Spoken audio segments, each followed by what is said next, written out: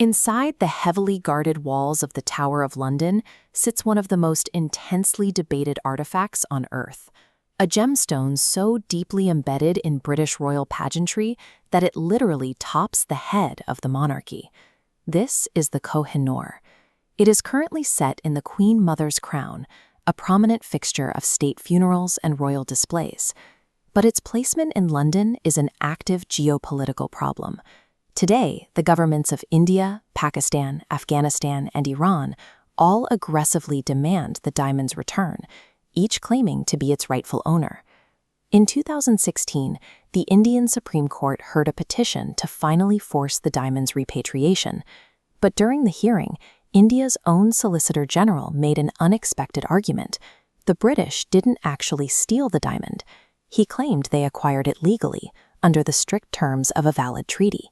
To test that claim, and to solve the dispute of who actually owns this stone, we have to audit a 700-year chain of custody.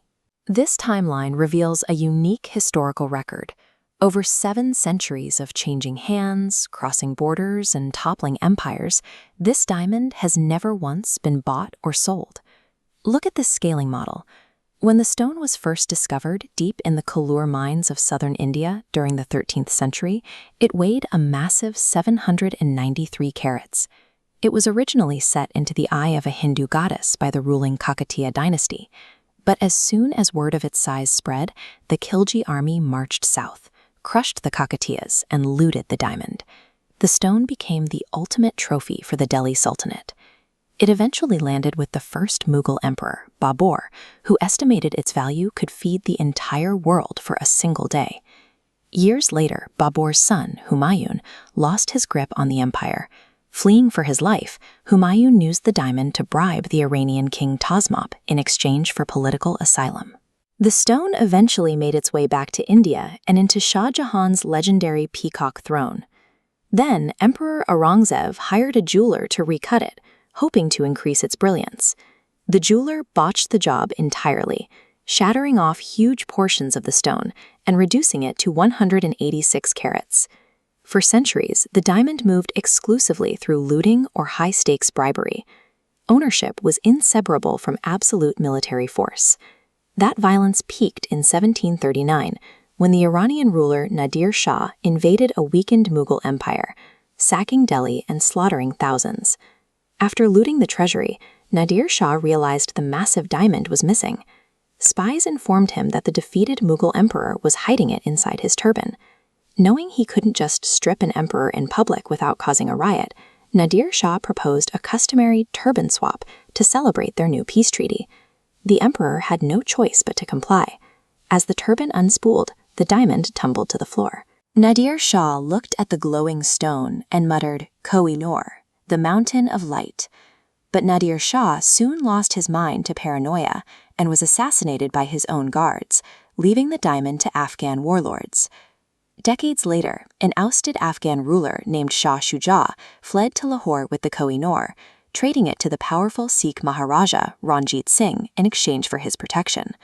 For a brief moment, the diamond stayed put. But after Ranjit Singh died in 1839, the Sikh Empire tore itself apart in a succession crisis. The British East India Company saw the chaos and invaded. By 1849, the sole surviving heir to the Sikh throne was Maharaja Dalip Singh. He was 5 years old. The British military cornered the child, isolating him from his mother. They placed the Treaty of Lahore in front of him. The document demanded 2 things: the complete surrender of the Sikh Empire and the immediate transfer of the Kohinoor to the British Governor-General, Lord Dalhousie. The British claim legal ownership based on this treaty, yet the document was signed by a child being held in isolation, while a foreign army occupied his home. This was the peak of imperial coercion.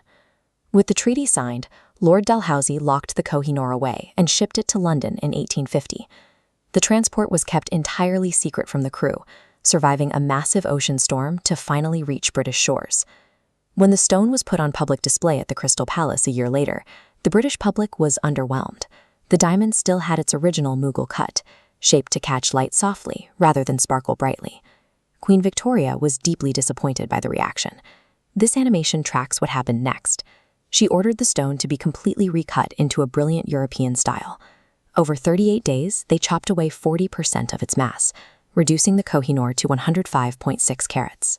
The British also adopted the legend that the stone was cursed to bring downfall to any man who wore it. From then on, they restricted the diamond's use exclusively to female monarchs. By grinding away nearly half the diamond's mass, the British literally erased its Eastern heritage, molding a global artifact into a shape that fit Victorian tastes. This brings us back to the 2016 Indian Supreme Court hearing, where the government argued the British acquired the diamond legally. Modern political figures, like Indian Member of Parliament Shashi Tharoor, have actively campaigned against this logic. They argue that attempting to validate colonial treaties ignores the reality of how empire actually functioned. The British defense points to the 1849 Treaty of Lahore as a binding legal document, but the historical record shows a child signing away his birthright, while his empire was dismantled around him.